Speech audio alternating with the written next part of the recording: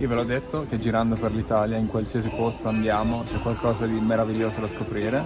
Oggi siamo alle propaggini della Laguna Veneta. Andiamo a scoprire insieme Chioggia, una piccola cittadina del Veneto orientale che ha dentro di sé dei tesori bellissimi. Come vedete alle mie spalle, somiglia un po' a Venezia, ma ha delle particolarità che andremo a scoprire assieme.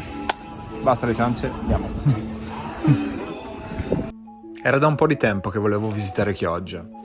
E quale momento migliore di una giornata come questa?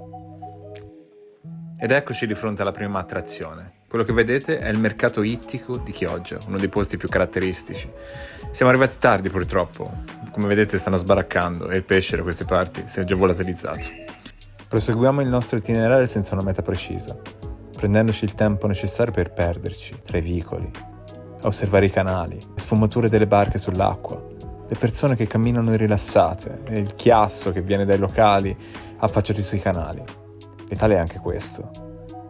Godersi la meraviglia che ti entra negli occhi, senza che tu faccia resistenza.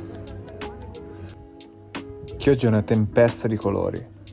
Sono cangianti, accese, somigliano agli sbuffi dei sonni che al mattino tenti disperatamente di ricordarti e ci provi a portare il loro riverbero in una nuova giornata, ma non è così semplice.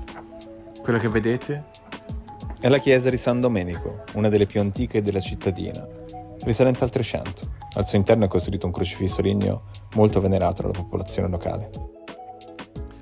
Dopo esserci avventurati nei vicoli secondari, proseguiamo adesso la nostra visita sul corso principale, detto anche Corso del Popolo, che è pronto subito ad accoglierci con una meraviglia incredibile. No, ma se ve lo dico non ci credete. Questo orologio, proprio questo che vedete adesso, è l'orologio astronomico più antico del mondo. Condivide il suo primato con quello di Salisbury in Inghilterra, ma perizie recenti hanno sancito che questo è più antico. Quindi sì, siamo di fronte all'orologio più antico del mondo, ed è proprio qui, a Chioggia.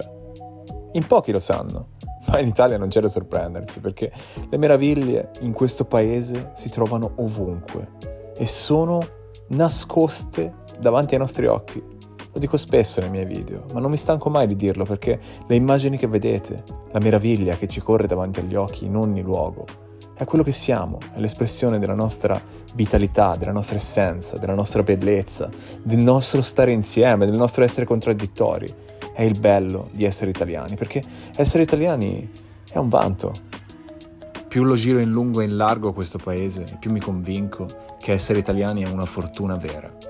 Poter posare gli occhi su paesaggi così diversi, così straordinari, così belli, così essenziali, che ci rappresentano, che parlano di noi ad ogni passo.